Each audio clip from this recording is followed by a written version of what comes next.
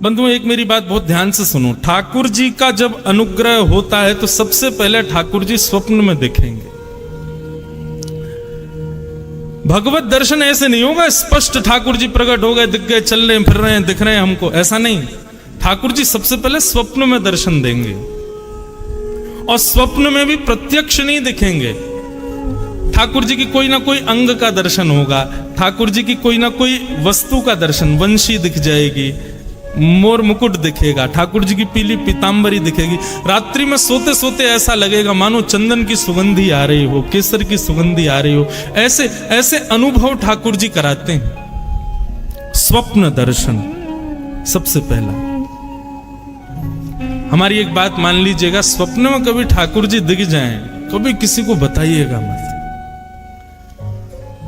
प्रेम को और रत्न को दोनों को गोपनीय रखना चाहिए। प्रचार कर दोगे रत्न कहां रखा है तो चोरी होने का भय रहता है। ऐसी प्रेम का भी ढिंडोरा पीट दोगे तो निश्चित है कि आपका प्रेम एक दिन नष्ट हो जाएगा। इसलिए प्रेम और रत्न दोनों गोपनीय रखने वाली वस्तु। तो भगवत कभी दर्शन स्वप्न में हो या कोई अनुभव कभी भी हो तो कभी किसी से कहना नहीं। हाँ, कभी ऐसा लग रहा हो कि किसी की भक्ति में विश्वास जग जाएगा मेरे बताने से, तो कह देना, लेकिन बहुत सकुचा के संकेत में कहना, ज्यादा मत बोल देना। तो स्वप्न में ठाकुर जी दिखते हैं। स्वप्न के बाद प्रतीक्षा करो कि अब जागृत अवस्था में उनका अनुभव होगा। आप जहां बैठे हो ऐसा लगेगा ठाकुर जी यहीं विराज रहे थे। आपको ऐसा लगेगा ठाकुर जी ने कोई अनुग्रह किया, कोई कृपा की है। तो पहला स्वप्न दर्शन, दूसरा अनुभव दर्शन, और तीसरा होगा प्रत्यक्ष दर्शन। ठाकुर जी दिखे ही जाएंगे, सामने ही खड़े हो जाएंगे। बहुत लंबी दूरी है भैया हमारी और ठाकुर जी की, थोड़ी नेक समीप करनी है। तो नाम जब तिलक लगाना, कीर्तन करना, सत्संग सुनना, इसके पीछे एक ही उद्देश्य रखो, ठाकुर जी स्वप्न में ही आ जाओ, और कुछ नहीं। तो एक बार तो कोई अनुभव कराओ। तो बंगाल के एक भक्त को ठाकुर जी ने स्वप्न में जाकर के कहा कि तुम वृंदावन जाओ, हम तुम्हारी भक्ति से बड़े प्रसन्न हैं, और वहां एक गौड़िया वैष्णव बाबा रहते हैं, उनके यहाँ मदन मोहन जी की सेवा है, तुम वहां जाकर के उनका अनुग्रह स्वीकार करो। बंगाल से वो व्यक्ति वृंदावन आया, सत्य घटना है। वृंदावन आकर के उसने बाबा जी का परिचय पूछा, उनके पास गया, जाकर के उसने ये नहीं कहा कि ठाकुर जी ने स्वप्न में आज्ञा की है। भक्त का ये भी स्वभाव होता है, वो अपने ऊपर होने वाली कृपा का प्रदर्शन भी नहीं करता। एक बात से बचिएगा, भक्ति में प्रदर्शन की स्थिति नहीं आनी चाहिए। हम सबको दिखाएं कि देखो हम भक्त हैं, नहीं, ऐसा भी नहीं होना चाहिए। अपनी भक्ति को जितना हो सके गोपनीय रखो, छुपाओ। इस भक्ति की प्रणालिका को कहते हैं अंतर्निष्ठ भक्ति। जैसे एक प्रकार से आज की भाषा में कहूं, हमको कोई प्रिय लगता है, हम किसी से प्रेम करते हैं, लेकिन कभी कहा नहीं है? लेकिन कई लोग होते हैं, अरे कह दो, कहने में क्या जाता है, बता दो कि तुम प्रेम करते हो। लेकिन कई लोग, प्रेम ज्यादा प्रिय कौन सा लगता है? जीवन भर प्रेम किया लेकिन कभी कहा नहीं, ये प्रेम ज्यादा अच्छा माना जाता है ना। ठीक वैसे ही ठाकुर जी की हम पर कितनी कृपा हो रही है, हमारी भक्ति कितनी, इसका ज्यादा प्रदर्शन नहीं होना चाहिए। उसको जितना हो सके गोपनीय रखो। तो आकर के बाबा के चरणों में प्रणाम किया। उसने नहीं बताया कि ठाकुर जी ने स्वप्न में आज्ञा की कि तुम वृंदावन जाओ। बाबा ने कहा, कहो कैसे आए? बोले, बाबा ब्रजवास करना है, आप अपने चरणों में हमको रख लो। अपनी गुरु प्रणाली बताओ, अपने दादा गुरु, परदादा गुरु, परदादा गुरु के नाम बताओ। आजकल ऐसा नहीं होता है। आजकल ये पहले बंधुओं दीक्षा तभी देते थे, दीक्षा देने के बाद में आपका नियम होना चाहिए कि गुरु का नाम, दादा गुरु का नाम, परदादा गुरु का नाम, हमारे गुरु परंपरा में वस्त्र कैसे होते हैं, नाम जप कैसे होता है, प्रसादी कब होती है, गुरुओं के उत्सव कब होते हैं, ये सब गुरु प्रणाली में पूछे जाते थे। आजकल किसी को नहीं पता होते। लेकिन कोई बात नहीं, आप अपने गुरु को ही जानते हो, यही बहुत है। तो बाबा ने पूछा, अपनी गुरु प्रणाली बताओ। उसने कहा बाबा मुझे गुरु प्रणाली तो नहीं पता। बोले गुरु प्रणाली नहीं पता? कहीं लिखी होगी, गुरु ने लिख के? बोले है, पर वो तो मेरे घर बंगाल में ही रह गई है, अब मैं तो इतनी दूर से आ गया बाबा। बाबा ने थोड़ी देर तो उनको प्रवचन सुनाए, थोड़ी देर बोलने के बाद बोले वापस जाओ, गुरु प्रणाली जब तक नहीं लाओगे तब तक हमारे यहां नहीं रह सकते, पहले परंपरा बताओ तुम्हारी कैसी है। गुरुजन भी अपनी सिक्योरिटी रखते थे, इससे यह भी पता चल जाता था कि वैष्णव वास्तव में वैष्णव है कि नहीं, कहीं ऐसे तो नहीं बस लगाए तिलक पोटा चले आए। गुरु आज्ञा हो गई कि वापस जाओ, गुरु प्रणाली लेके आओ। उस समय मथुरा में स्टेशन नहीं था, हाथरस से रेल पकड़नी पड़ती थी। सोचो कितनी पुरानी बात। बेचारे गुरु आज्ञा मान करके वृंदावन से हाथरस निकल गए, लेकिन ज्यों ज्यों वृंदावन से चरण भार रख रहे हैं त्यों त्यों उनके हृदय में पीड़ा हो रही है। जैसे तैसे तो वृंदावन मिला, श्री जी ने, ठाकुर जी ने कृपा करके मुझे भेजा, परंतु गुरु आज्ञा हो गई कि छोड़ के जाओ, तो अब तो गुरु आज्ञा भी माननी पड़ेगी। हाथरस पहुंच गए। अब जैसे जैसे वहां पर यह भाव आ रहा है कि इतनी देर में रेल आ रही है, इतनी देर में रेल पहुंचने वाली है, ज्यों ज्यों रेल समीप आवे स्टेशन के त्यों त्यों व्याकुलता हो, क्या करूं, वृंदावन छोड़ूंगा तो रेल में बैठती मेरे प्राण निकल जाएंगे, और वृंदावन नहीं छोड़ के जाऊं तो गुरु की आज्ञा। तब वृंदावन का स्मरण किया, और वृंदावन के श्री बांके बिहारी, राधा रमण, राधा वल्लभ, श्याम सुंदर, यमुना मैया, ब्रज रानी, रज रानी, गोपेश्वर महादेव, सबका स्मरण किया। बोले आप सब कृपा करो, मुझे ब्रज से दूर नहीं जाना, लेकिन मैं क्या करूं, गुरु आज्ञा है, उसका भी पालन करना है, तो आप ही सब व्यवस्था करो, कैसे ये सब हो कि मैं ब्रज से भी ना जाऊं और गुरु आज्ञा भी ना टले। आप विश्वास माने, वो आंख बंद करके वृंदावन को प्रणाम कर रहे थे, रेल सामने आई, सब बैठ गए और रेल निकल गई, वो खड़े ही रहे, उनको पता ही नहीं चला रेल आ गई थी। जैसे नेत्र खोल करके देखे तो सामने रेल जा चुकी। उन्होंने पूछा भैया बंगाल जाने वाले? बोले वो तो निकल गई रेल।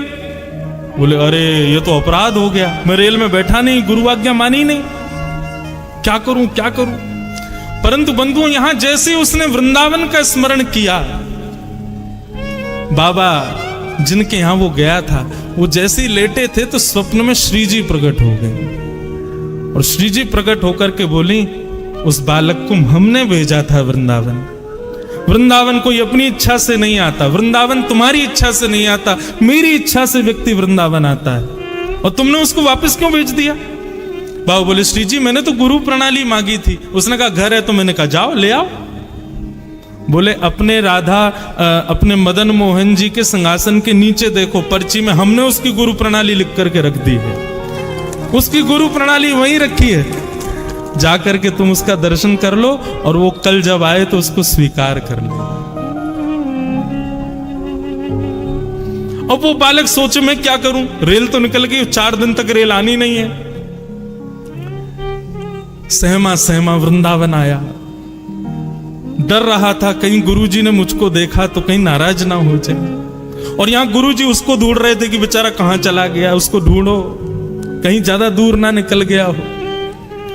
तभी बीच वृंदावन के परिक्रमा मार्ग में सामने से उस बालक को आते बाबा ने जैसे ही देखा, बालक तो डर गया कि बाबा यही मारेंगे, मुझको देख लिया कि तू गया नहीं बंगाल।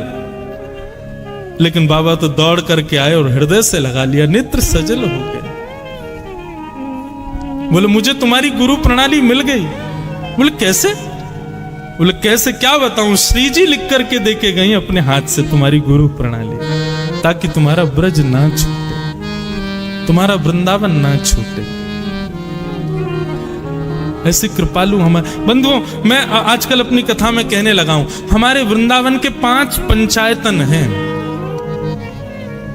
हमारे वृंदावन बिहारी लाल जी के चरण सेवक यहां विराज रहे हैं, इनके सन्मुख अनुग्रह करके कहूं, और ये मोहर लगाएंगे मेरी बात पे, हम लोग वृंदावन जाते हैं, और वृंदावन जाते ही सीधे बिहारी जी जाएंगे, राधा वल्लभ जी जाएंगे, राधा रमण जी जाएंगे, नहीं, वृंदावन के कुछ नियम है भैया। स्कूल में सीधे क्लास में नहीं जाते, पहले प्रेयर करो, फिर उसके बाद प्लेज करो, प्लेज करने के बाद अपने नाखून दिखाओ, शूज दिखाओ, ड्रेस दिखाओ, सब चीज से जब टीचर्स देख लेंगे कि हाँ तुम स्कूल यूनिफॉर्म ठीक से पहन के आए, सब तब क्लास में एंट्री मिलती है ना। ऐसे वृंदावन के 5 पंचायतन हैं। वृंदावन जाओ, अब की बार जब वृंदावन जाओ हमारी कही बात मान करके जाना। आपसे निवेदन कर रहे हैं, सबसे पहले वृंदावन की सीमा में प्रवेश करते ही देखो, हमारी वृंदावन की प्रणाली का आप फॉलो करते नहीं हो, बिहारी जी स्वयं करवा रहे हैं। वृंदावन जाते ही गाड़ी से उतरो, पहली बैरिकेडिंग है, गाड़ी सबको छोड़नी ही पड़ती है। वीवीआईपी घुस जाते हैं भीतर, बाकी सामान्य लोग तो गाड़ी लेके जा ही नहीं सकते। तो वृंदावन जाओ, सबसे पहले वृंदावन की सीमा में जाते ही गाड़ी से उतरते ही सबसे पहले वृंदावन की रज को माथे से लगा, पहले रज को प्रणाम करो। उसको धूल नहीं, मिट्टी नहीं, ये तो बोलना ही नहीं चाहिए, ये बोलना अपराध है। वो रज रानी है। सबसे पहले रज को माथे से लगा। रज माथे से लगाने के बाद ये हो गए प्रथम पंचायतनों में प्रथम है वृंदावन में, पहले रज को प्रणाम। रज को प्रणाम करने के बाद फिर वृंदावन में प्रवेश करते समय जितने वृक्ष वल्लरी आपको दिखाई दें उन सबको प्रणाम करो। जिन जिनको देख पाओ, जिन पर दृष्टि ना पड़े कोई बात नहीं, लेकिन जो तुम्हारी दृष्टि में आ जाए उनको प्रणाम करो। श्री हरिराम व्यास जी, नाम सुना है? हरिराम व्यास जी, वो तो वृंदावन में जाते और वृंदावन के वृक्षों को गले से लगा के कहते, वृंदावन के रूख हमारे मात पिता गुरु बंधु। वृंदावन के दूसरे पंचायतन है वृक्ष, कुंज निकुंज। हमारे बांके बिहारी जी का मूल नाम कुंज बिहारी, क्यों? कुंजों में ही रहते हैं, वृक्षों में ही विराजते हैं, वृक्षों के नीचे ही विराजते हैं। तो ये सामान्य वृक्ष नहीं है बंधु। तो पहले रज को प्रणाम, फिर वृक्षों को प्रणाम, और तीसरा श्री यमुना जी को प्रणाम। कितने लोग वृंदावन जाते हैं, यमुना जी को वंदन नहीं करते। जिन यमुना जी का जल बिहारी जी पीते हैं, राधा वल्लभ, राधा रमन सब पीते हैं, पूरा वृंदावन यमुना जी के ऊपर ही टिका है। उन यमुना जी को पहले प्रणाम करो, और प्रणाम भी नहीं करना, आज्ञा लेनी है। रज से भी आज्ञा, वृक्षों से भी आज्ञा, उसके बाद फिर यमुना जी से आज्ञा। और चौथे ब्रजवासी, आपको जो ब्रजवासी मिले, चाहे आपसे तेज आवाज में बात करते हुए मिले, उनको भी प्रणाम करो। सब ब्रजवासियों को प्रणाम करो।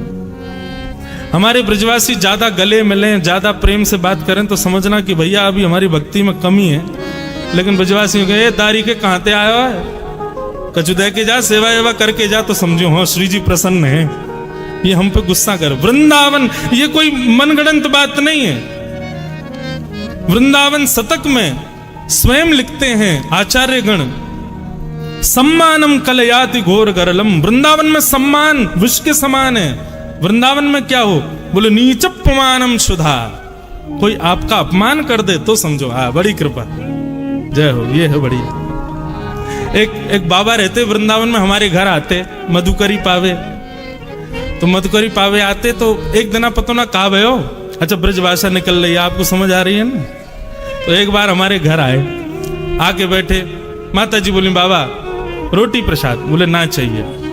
दाल प्रसाद, बोले अपने राम को नहीं चाहिए। बोले खीर पाए लो, बोले अपने राम को नहीं चाहिए।